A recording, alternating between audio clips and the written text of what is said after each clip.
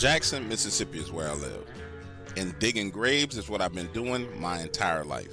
In fact, after I dropped out of high school as a teenager, it was the only job I could find. Now, doing this job out here in the cemetery, I've seen my fair share of scary things. Ghosts, shadow men, hellhounds, and for a long time, I thought I had seen it all. That was until early one summer morning. I'm prepping for a funeral. The grave had already been dug, and I was just setting up chairs and decorating. Understand, dealing in the business of death is tough enough. Watching families cry and suffer over and over, day in and day out, takes a toll on you mentally. Listen, me sharing with you the mental stress of my job is no way an indictment on my mental health. I am sane, I'm not crazy, I don't take any meds, my life is good. Anyway, so I'm there, and the cemetery is nestled into the woods. And by that, I mean you have to drive through the woods to get to the cemetery. It's one of the older black cemeteries in Mississippi. And so you can understand what I mean by old. There are literally dead slaves buried in a section of this cemetery. No headstones, no nothing. Picture this, the sun is rising, but there's this mist still hovering above the ground. And looking to my left, I see something moving so fast that it smears this mist, just like an artist painting with a paintbrush. At first, I'm thinking to myself, look, it must be one of the spirits out here moving around. Nothing to be afraid of, nothing to worry about. No smell of sulfur or nothing like that. So I'm thinking it's a ghost, not a demon, and I get back to work. Then again, out the corner of my eye, I see this thing dart through the mist. So fast that the only sign it was there was the movement of the mist itself. The next thing I hear is this growling, and then the sound of this impact on flesh. Let me explain it to you. Have you ever tenderized a steak and you're sitting there and you're punching it and beating it? You know that kind of wet, plopping sound that your fist makes when it meets that meat? That it was that exact same sound, but so loud that it had an echo.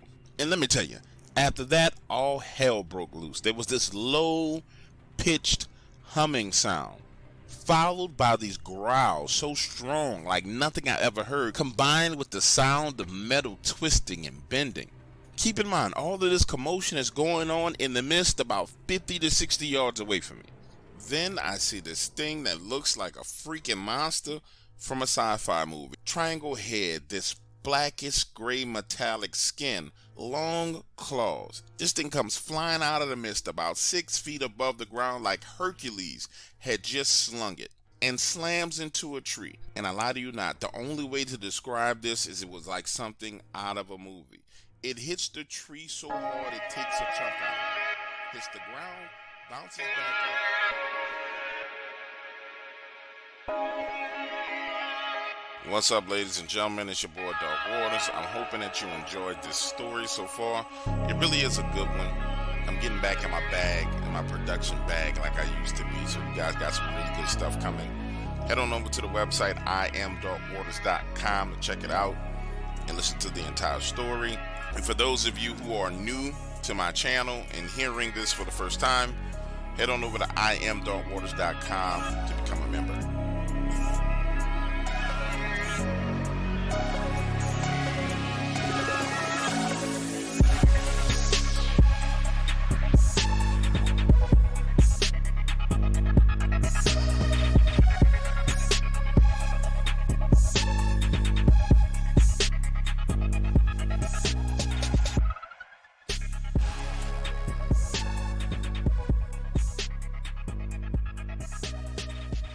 More than half of the country will feel the effects of a heat wave over the next 24 hours. By the weekend, at least 14 states are expected to break temperature records.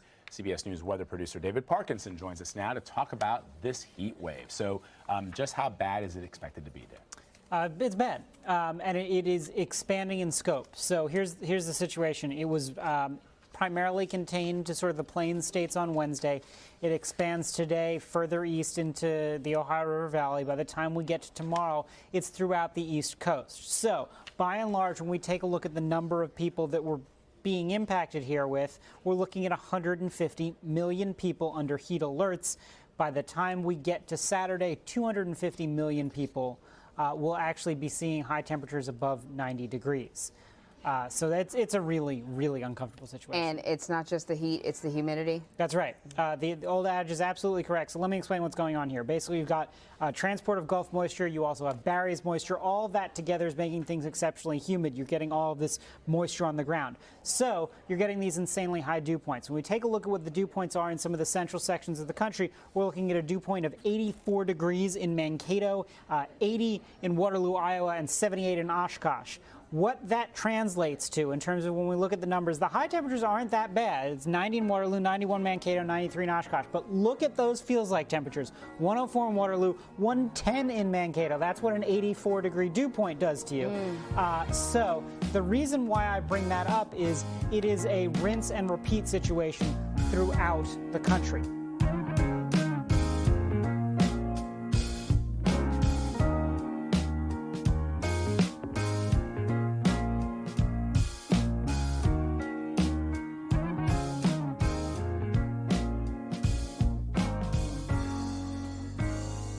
Let me start here.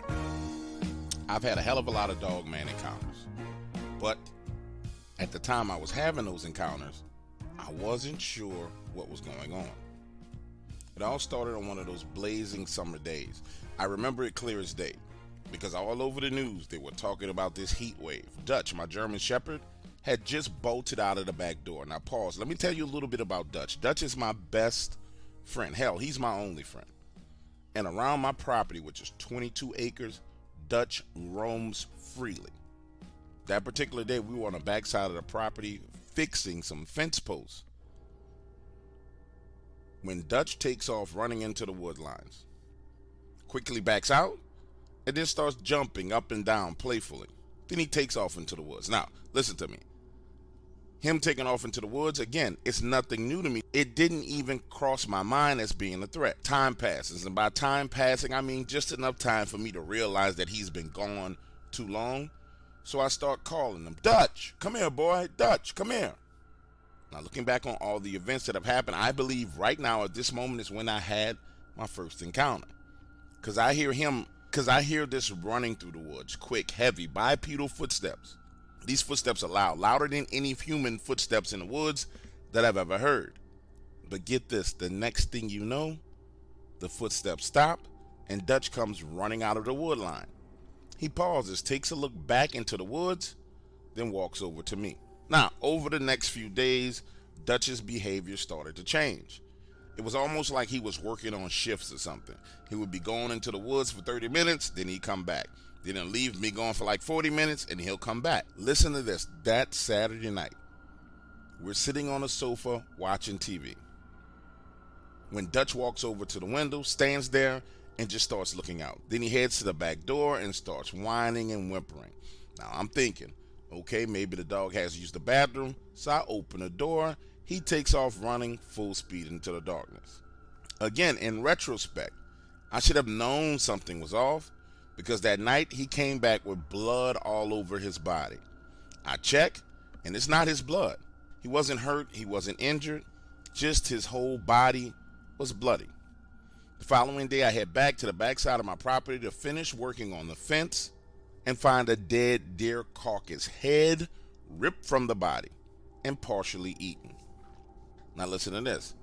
That very same night, Dutch starts crying and whining at the back door, trying to leave to go outside, but I refuse to open the door. Head into the bathroom, and when I come back, my back door is open and he's gone.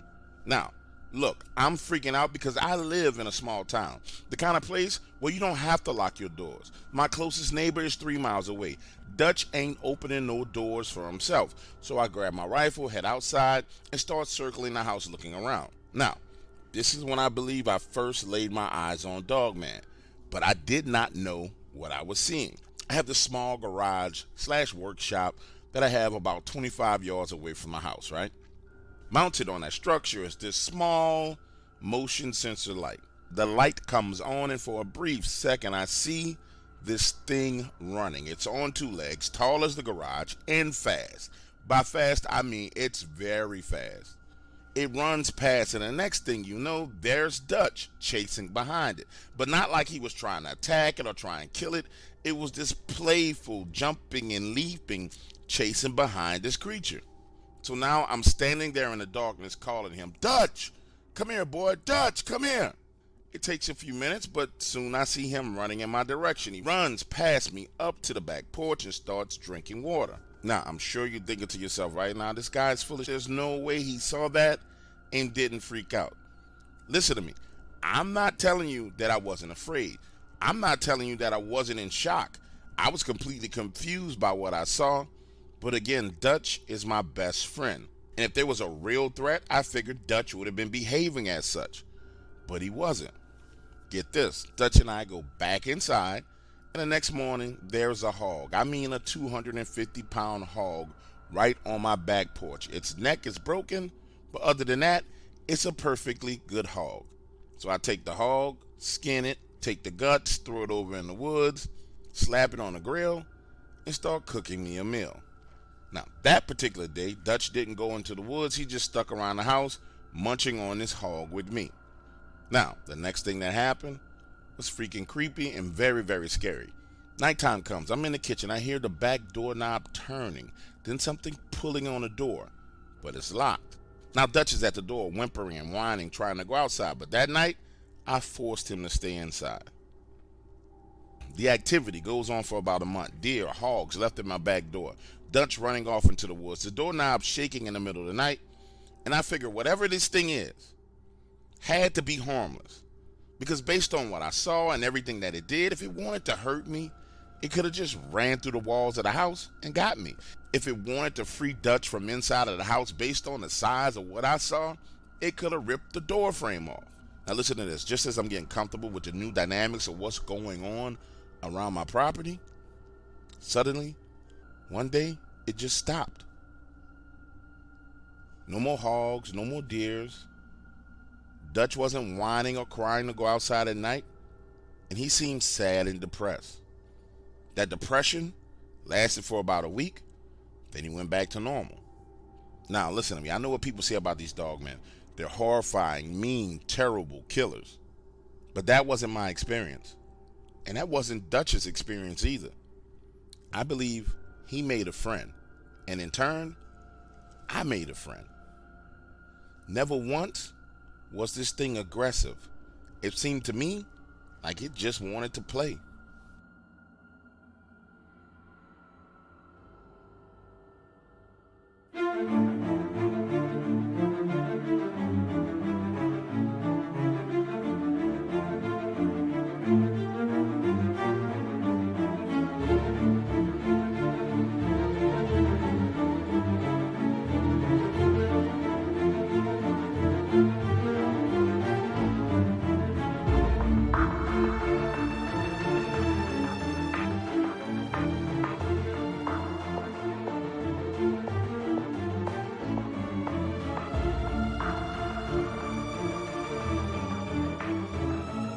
Okay, so this Randonautica app is crazy. Let me start by saying this. If I was you, I wouldn't try it. Because I did, and it led me directly to a freaking Dogman encounter outside of Taylor, Mississippi. Now, like many of you, I saw this app online and decided to give it a try. The way it works is you download the app, answer a few questions, tell it how many locations you want, and then you turn around and focus your intent on what you want. So I start off Hattiesburg, Mississippi, pick 4 locations. It tells me to focus my intention on what I want, so I start thinking about all the Dogman stories I heard. And I think about the video I saw out of Fort Pierce, the photos. And after a few seconds, these random coordinates pop up. Now I watch a lot of these videos, and the majority of the people who use this app encounter something creepy, but on a scale of 1 to 10, it's more of a 3 or a 4. In extreme cases, I've seen people with 9s and 10s. Now, there was absolutely no reason at all for me to believe that I was going to find Dogman. I just figured, hey, it's Saturday, I ain't got nothing to do, let's go on an adventure. So now I'm driving, following the directions, and it leads me to this parking lot. Just a parking lot, a few cars parked there, nothing more. And I'm thinking to myself, okay, this is nothing to worry about. That's until I notice one of the trucks in the parking lot. Decal on the back window. A simple silhouette of a wolf head with the words, "Bad Wolf." I say to myself, okay, that's strange. but it's not Dogman, so I head to the next spot. The next location, 18, 20 miles away, small road right off Highway 49 in Sanford, Mississippi. I get there, get out of the car, and nothing's going on. Everything seems normal. Get back in the car, going to the next point, and it tells me to drive to Carrollton, Mississippi. Now, this drive to Carrollton ain't no short drive, but like I said, it's Saturday. I have absolutely nothing to do, so I'm driving, listening to the radio. When I get to Carrollton, directions take me down Grenada Road to Highway 100, and it tells me to stop in front of these people's house. A random house on the side of the road, and the point of interest is on the back side of these people's property. Now, this is Mississippi, and in Mississippi, you don't just be wandering on the people's property. And there was absolutely no way I was about to knock on these people's door, tell them that I want to go onto the back side of their property because I'm following an app that's leading me to a freaking werewolf.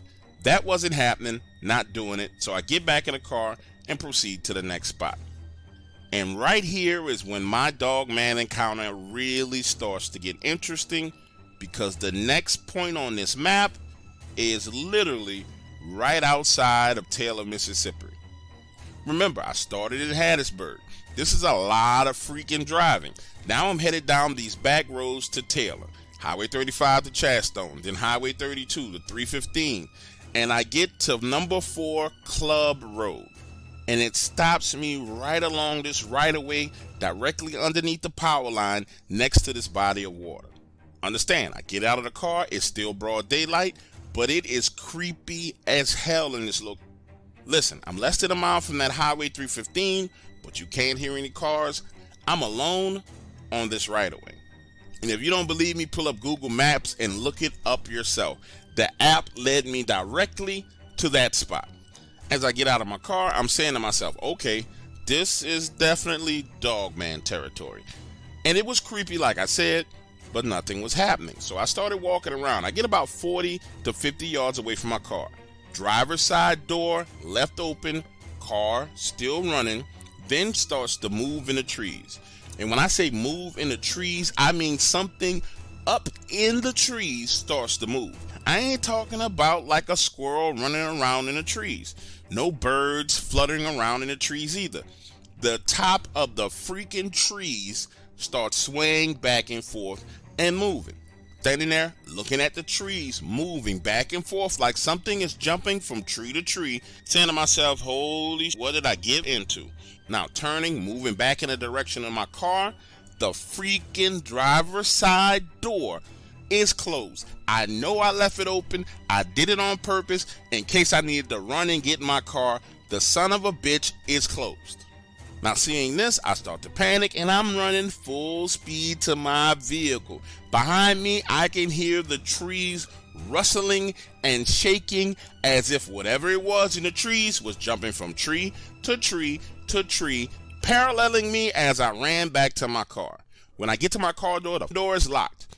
Again, I left this car door open, the car running. There was no reason for my car door to be closed or locked. Now I'm there, yanking on the door handle, panicking, when I realize, holy crap, I have the electronic key to my car in my pocket. Listen to me when I tell you, I damn near broke my thumb hitting that button trying to get the car door open. Once I got into the car, foot on the gas, spinning around, damn near slammed into the transmission pole, trying to get the hell out of there. When I finally got away from the area, pulled over on the side of the highway just to get my wits about myself. Now, looking back on what happened, the one thing I can tell you is I am freaking glad that I did not make the mistake of going to that very same spot after dark. Because I'm not sure that I've been able to get my back up out of there alive.